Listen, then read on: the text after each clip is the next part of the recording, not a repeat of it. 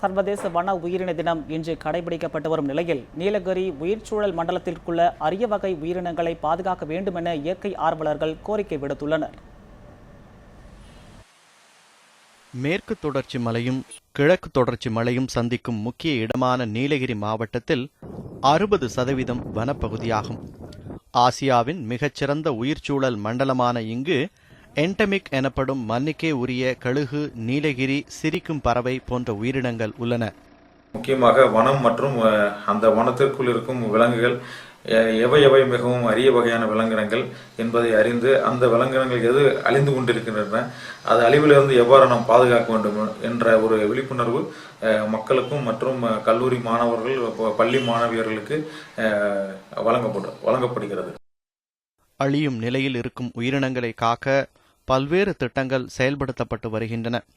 இதனால் புலிகளின் எண்ணிக்கை கடந்த ஆண்டை காட்டிலும் சிறிது அதிகரித்துள்ளது.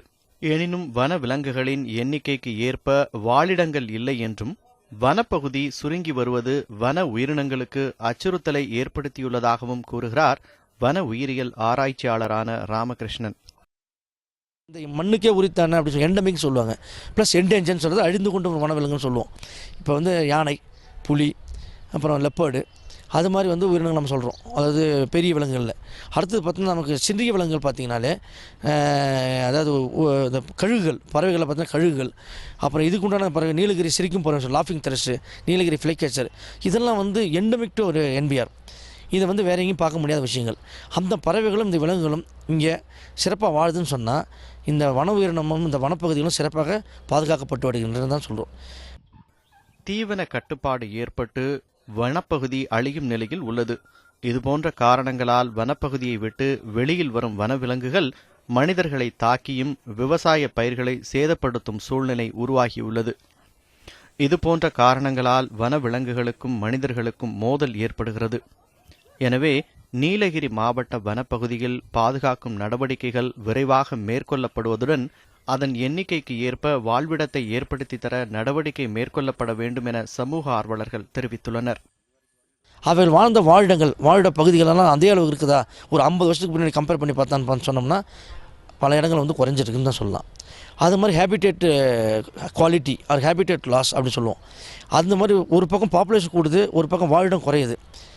இது மாதிரி ரெண்டும் ஆப்போசிட் ட்ரெண்டில் இருக்குது.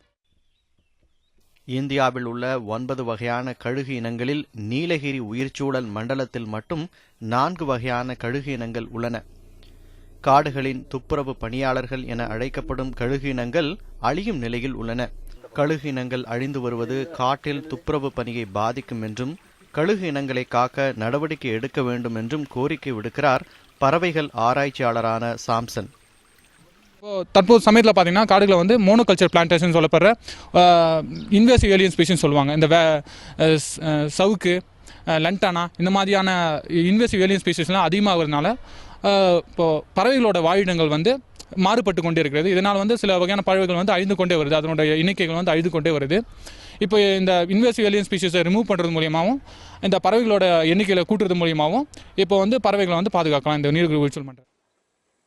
சர்வதேச வன உயிரின நாளை கொண்டாடி வரும் நிலையில் வன உயிரினங்களை பாதுகாப்பதன் அவசியத்தை அனைவரும் உணரும் வகையில் விழிப்புணர்வு ஏற்படுத்த வேண்டும் என்றும் காட்டு வளமே நாட்டு வளம் என்பதை உணர வேண்டும் என்றும் வலியுறுத்துகின்றனர் இயற்கை ஆராய்ச்சியாளர்கள்.